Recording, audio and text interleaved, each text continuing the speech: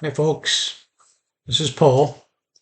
It's Wednesday, July 17th, and it's been an interesting week. I had my official weigh in, which at this point I guess has shifted to every Wednesday. I'm going to intend to probably drop one video every Wednesday. So, a little disappointing.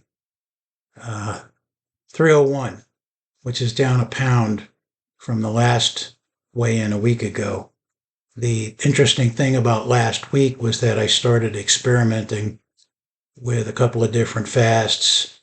I did a butter only fast for a few days, and then I was so motivated when I got to the end of that that I did another 2 days of a straight water fast, and I got down to 298 last Friday. I was so excited. First time in over 20 years that I can recall that I've been under 300 pounds.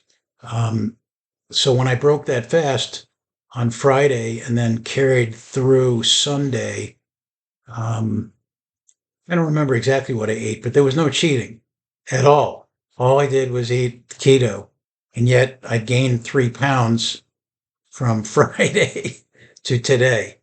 I don't know the answer to that. I have a lot to learn about fasting. I pulled up some Dr. Boz videos that are in her archive on her channel to learn a little bit more. And I think that that's the buzzword. I have a lot more to learn about fasting. I know that in her personal life, she tries to fast 2 to 3 days every week consecutively. And because I only recently started keeping track of my blood glucose and my blood ketone levels, I don't have a full week worth of that. I got the Keto Mojo. I want to show you what that looks like. This is the $50 unit that I mentioned in the last video. It was really important that I get that.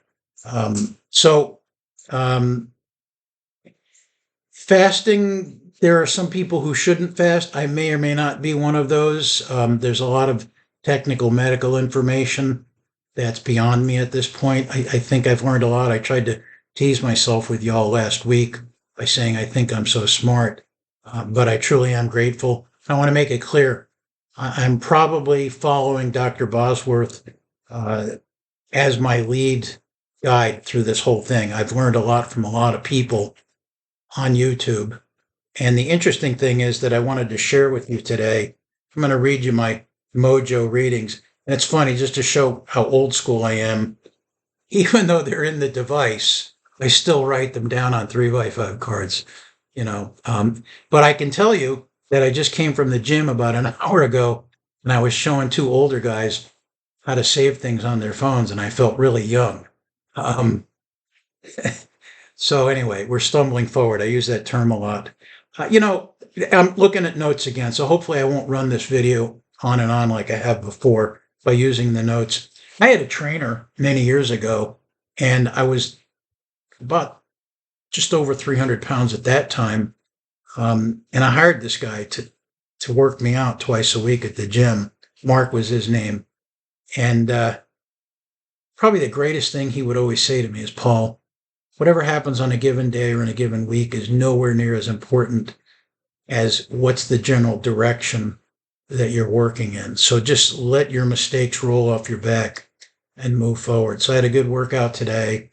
I broke my fast with a bag of peanuts because I was on the road and I just wanted to get some food in me. I think that's an okay choice. I'm going to mention a small handheld publication that Dr. Boz has on her website, which is, I'm not sure what I'm doing with this camera. Okay, there it is.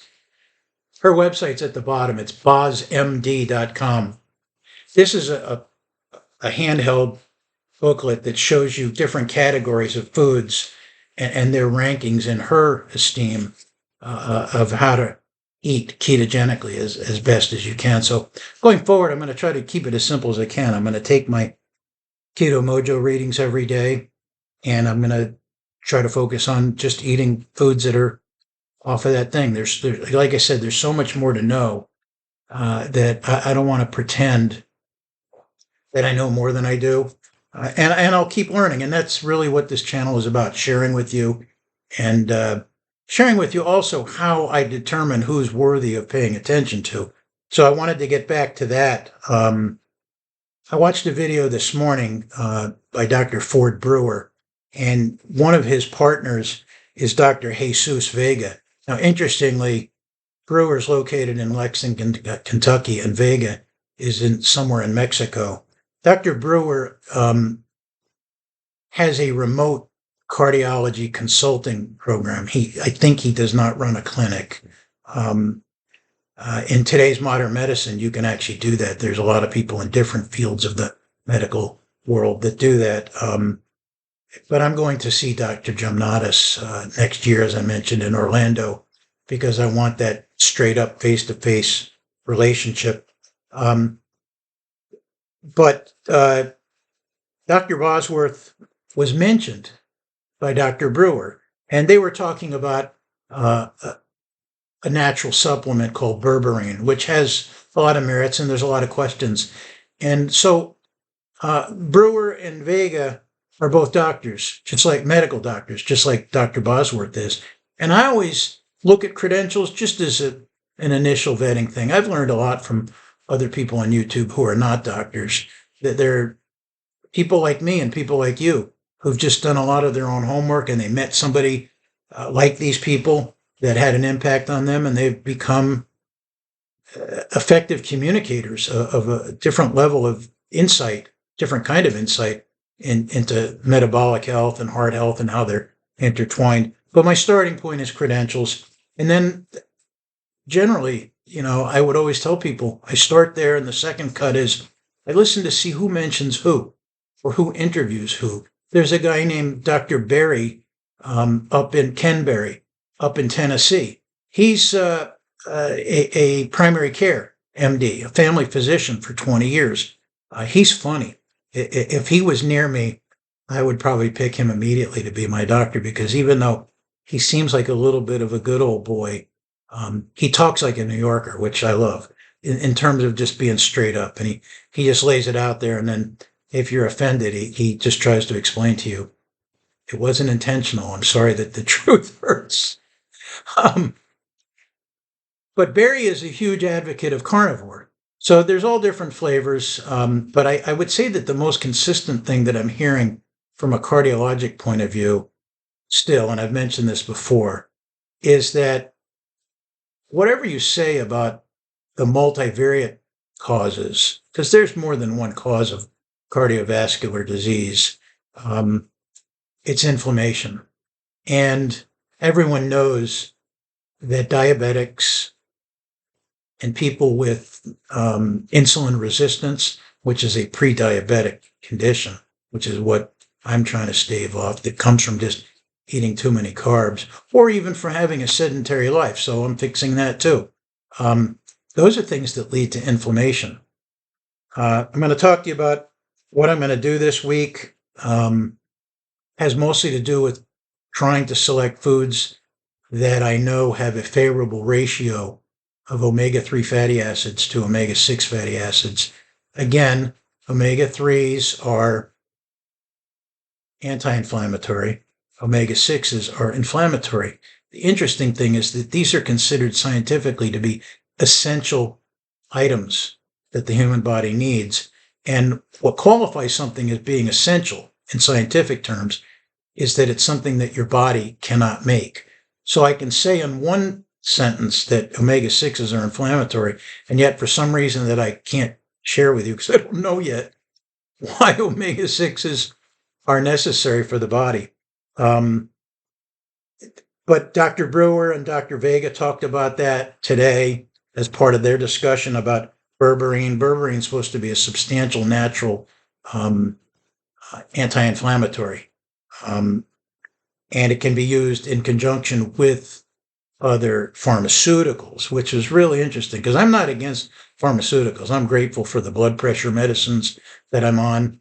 And I'm also grateful for the meds that were used while I was having heart surgery last year.